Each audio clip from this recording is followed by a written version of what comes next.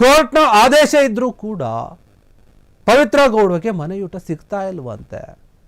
ರೇಣುಕಾಸ್ವಾಮಿ ಕೊಲೆ ಪ್ರಕರಣದಲ್ಲಿ ಆರೋಪಿಯಾಗಿ ಜೈಲಲ್ಲಿರುವಂತಹ ಪವಿತ್ರ ಗೌಡ ಏನಿದ್ದಾರೆ, ಅವರು ಮನೆ ಊಟಕ್ಕಾಗಿ ಅರ್ಜಿಯನ್ನು ಹಾಕಿದ್ರು. ಆ ಅರ್ಜಿಗೆ ಕೋರ್ಟ್ ಒಪ್ಪಿಕೊಂಡಿತ್ತು. ಓಕೆ, ಮನೆ ಊಟವನ್ನು ಕೊಡ್ರಿ ಅಂತ ಹೇಳಿತ್ತು. ಆದರೆ ಈಗ ಕೋರ್ಟ್ ಆದೇಶ ಕೊಟ್ಟರು ಕೂಡ ಪವಿತ್ರ ಗೌಡಗೆ ಮನೆ ಊಟ ಸಿಗುತ್ತಾ ಇಲ್ಲ. ಹ್ಯಾಕಿಂಗ್ ಆಗ್ತಾ ಇದೆ. ಅಲ್ಲಿನ ಅಧಿಕಾರಿಗಳು ಹ್ಯಾಕಿಂಗ್ ನಡ್ಕೊಳ್ತಾರೆ. ಈ ಹಿಂದೆ ನಾವು ನೋಡಿದ್ವಿ, ದರ್ಶನ್ ಅವರು ಕೂಡ ಜೈಲಲ್ಲಿದ್ದಾರೆ, ಪರಪ್ಪನ ಅಗ್ರಹಾರ ಜೈಲು. ಅವರು ಕೂಡ ನನಗೆ ಹಾಸಿಗೆ ದಿಂಬು ಬೇಕು, ಮನೆ ಊಟ ಬೇಕು, ಎಲ್ಲದೂ ಕೂಡ ಬೇಡಿಕೆ ಇಟ್ಟಿದ್ರು. ಆದರೆ ಕೋರ್ಟು ಕೂಡ ಹಾಸಿಗೆ ದಿಂಬು ಕೊಡಿ ಮತ್ತು ಮೂಲ ಸೌಕರ್ಯಗಳು ಏನು ಕೊಡಬೇಕು, ಬೇಸಿಕ್ ನೀಡ್ಸ್ ಏನಿದೆ ಅದನ್ನು ಕೊಡಿ ಅಂತ ಆದೇಶ ಕೊಟ್ಟಿದ್ರು. ಆಗಲೂ ಕೂಡ ದರ್ಶನ್ಗೆ ಏನೂ ಸಿಕ್ಕಿರಲಿಲ್ಲ. ಅವರು ಮತ್ತೆ ಪದೇ ಪದೇ ಕೋರ್ಟ್ ಮುಂದೆ ಹೋಗಿ ಕೇಳುವಂತಹ ಕೆಲಸವನ್ನು ಮಾಡಿದರು. ಈಗ ಪವಿತ್ರ ಗೌಡ ವಿಚಾರದಲ್ಲಿಯೂ ಕೂಡ, ಅದು ಮನೆ ಊಟದ ವಿಚಾರದಲ್ಲಿ ಕೋರ್ಟ್ ಆದೇಶ ಕೊಟ್ಟಿದೆ, ಆದರೂ ಕೂಡ ಸಿಗ್ತಾ ಇಲ್ಲ ಅವ್ರಿಗೆ ಮನೆ ಊಟ, ಅಧಿಕಾರಿಗಳು ಕೊಡ್ತಾ ಇಲ್ಲ ಅನ್ನೋದು ಮಾತು. ರೇಣುಕಾಸ್ವಾಮಿಯ ಕೊಲೆ ಆರೋಪದಲ್ಲಿ ಇವರು A1 ಆರೋಪಿ ಪವಿತ್ರ ಗೌಡ ಪ್ರಮುಖ ಆರೋಪಿಯಾಗಿದ್ದಾರೆ.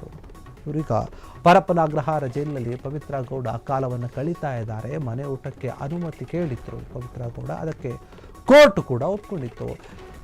ಜೈಲಿನಲ್ಲಿ ವಿಚಾರಣಾಧೀನ ಕೈದಿಯಾಗಿ ಇರುವಂಥ ಇವರಿಗೆ ಮನೆ ಊಟ ನೀಡಿದರೆ ಏನಾಗುತ್ತೆ ಕೊಡಿ ಅಂತ ಎಲ್ಲ ಆರೋಪಿಗಳು ಅದೇ ಆದೇಶದ ಮೇಲೆ ಮನೆ ಊಟ ಕೇಳುವ ಸಾಧ್ಯತೆ ಇದೆ. ಅಂದರೆ ನೋಡಿ, ಪವಿತ್ರ ಗೌಡಗೆ ನಾವೇನಾದರೂ ಒಂದು ವೇಳೆ ಮನೆ ಊಟವನ್ನು ಕೊಟ್ಟುಬಿಟ್ರೆ, ಒಪ್ಕೊಂಡ್ಬಿಟ್ರೆ, ಉಳಿದಂತಹ ಬೇರೆ ಕೈದಿಗಳು ಯಾರಿರ್ತಾರೆ ಅದೇ ರೀತಿಯಾಗಿ ಅವರ ರೀತಿ ಇರೋವಂಥವ್ರು ಅವರು ಕೂಡ ಕೇಳ್ತಾರೆ, ನಮಗೂ ಕೂಡ ಮನೆ ಊಟ ಬೇಕು, ಅವ್ರಿಗೆ ಕೊಡ್ತೀನಿ ನಮ್ಗೆ ಯಾಕೆ ಕೊಡಲ್ಲ ಅಂತ ಹೇಳಿ ಪ್ರಶ್ನೆ ಮಾಡ್ತಾರೆ, ಕೇಳುವಂತಹ ಸಾಧ್ಯತೆ ಇದೆ. ಹೀಗಾಗಿ ಎಲ್ಲೋ ಒಂದು ಕಡೆ ಅವ್ರಿಗೆ ಕೊಡ್ತಾ ಇಲ್ಲ, ಮನೆ ಊಟ ನೀಡದೆ ಇರಲು ಇದೇ ಕಾರಣ ಅಂತ ಜೈಲಿನ ಅಧಿಕಾರಿಗಳು ನಿರ್ಧಾರವನ್ನು ಮಾಡದಂತೆ ಕಾಣ್ತಾ ಇದೆ. ಮನೆ ಊಟ ಬಂದರೆ ಪರಿಶೀಲನೆ ಮಾಡಿದ ಬಳಿಕ ಅದೇನಾದರೂ ಕೊಡಬೇಕು ಅಂತಂದರೆ ಜೈಲಿನ ಒಳಗೆ ಕೊಡಬೇಕಾಗತ್ತೆ.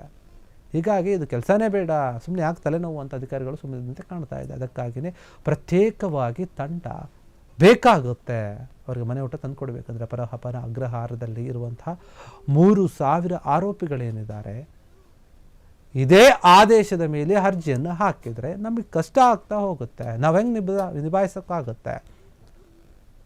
ಒಬ್ಬರು ಕೊಟ್ಟ ಮೇಲೆ ಇನ್ನೊಬ್ರು ಎದ್ದು ಕೂತ್ಕೊಳ್ತಾರೆ, ಇನ್ನೊಬ್ರು ಪ್ರಶ್ನೆ ಮಾಡ್ತಾರೆ, ಇನ್ನೊಬ್ರು ಅಜ್ಜಿ ಆಗ್ತಾರೆ, ನಮಗೂ ಕೂಡ ಬೇಕು ಅಂತ ಹೇಳಿ. ಆಗ ನಾವು ಅದನ್ನು ನಿರ್ವಹಿಸೋಕೆ ಆಗೋದಿಲ್ಲ.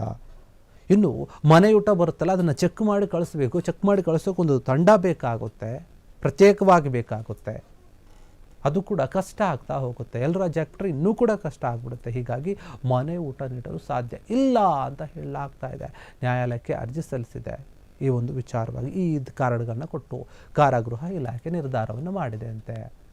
ಜೈಲಿನಲ್ಲಿ ಒಳ್ಳೆಯ ಊಟ ಇಲ್ಲ, ಇದರಿಂದ ಅನಾರೋಗ್ಯ ಉಂಟಾಗ್ತಾ ಇದೆ. ಹೀಗಾಗಿ ಮನೆ ಊಟ ಬೇಕು ಅಂತ ಹೇಳಿ ಆರೋಪಿ ಪವಿತ್ರ ಗೌಡ ಮನವಿಯನ್ನು ಮಾಡಿರ್ತಾರೆ, ಜೈಲಲ್ಲಿ ಊಟ ಸರಿಯಾಗಿಲ್ಲ ಅಂತ ಹೇಳಿ.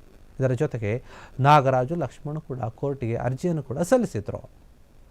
ಮನವಿಯನ್ನು ಪುರಸ್ಕರಿಸಿದಂತಹ ನ್ಯಾಯಾಲಯ ಹೇಳ್ತಾ ಇದೆ, ಮೂವರಿಗೆ ದಿನಕ್ಕೊಂದು ಬಾರಿ ಮನೆ ಊಟ ನೀಡಬೇಕು ಅಥವಾ ಮನೆ ಊಟ ನೀಡೋಕ್ಕೆ ಅವಕಾಶವನ್ನು ಕೊಡಬೇಕು ಅಂತ ಹೇಳಿ ಆದೇಶವನ್ನು ಕೊಟ್ಟಿರುತ್ತೆ. ಆದರೆ ಈಗ ಜೈಲಿನ ಅಧಿಕಾರಿಗಳು ಹೇಳ್ತಾ ಇದ್ದಾರೆ, ನೋಡಿ ಕೋರ್ಟ್ ಆದೇಶ ಕೊಟ್ಟಿದ್ದೆಯಲ್ಲ, ಕೋರ್ಟಿಗೆ ಮತ್ತೆ ಅವರು ಕೂಡ ಮನವಿ ಮಾಡಿದ್ದಾರೆ. ಜೈಲಿನ ಅಧಿಕಾರಿಗಳು ನಿರ್ಧಾರ ಮಾಡಿದ್ದಾರೆ. ಯಾಕಂದರೆ ಇವರಿಗೆ ಮನೆ ಊಟವನ್ನು ಕೊಟ್ಟರೆ ಬೇರೆ ಉಳಿದಿರುವಂತಹ ಎಲ್ಲ ಕೈದಿಗಳು ಕೂಡ ಇದೇ ರೀತಿಯಾಗಿ ಅರ್ಜಿಯನ್ನು ಹಾಕಿ ಮನೆ ಊಟ ಬೇಕು ಅಂತ ಕೇಳುವಂತಹ ಸಾಧ್ಯತೆ ಇದೆ. ಹೀಗಾಗಿ ನಮಗೆ ಕಷ್ಟ ಆಗ್ತಾ ಹೋಗುತ್ತೆ. ಕೆಲವೊಂದು ವಿಶೇಷ ತಂಡ ಬೇಕಾಗುತ್ತೆ. ಮನೆಯಿಂದ ಬರುವಂತಹ ಊಟವನ್ನು ನಾವು ಚೆಕ್ ಮಾಡಿ ಒಳಗಡೆ ಕಳಿಸಬೇಕಾಗುತ್ತೆ.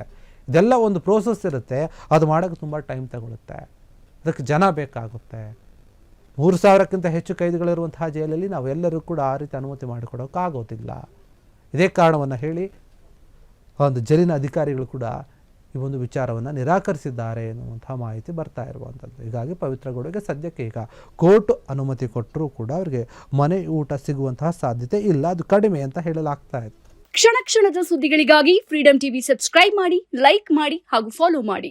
ಹೊಸ ಸುದ್ದಿಗಳ ನೋಟಿಫಿಕೇಶನ್ಗಾಗಿ ಬೆಲ್ ಐಕಾನ್ ಮೇಲೆ ಕ್ಲಿಕ್ ಮಾಡಿ.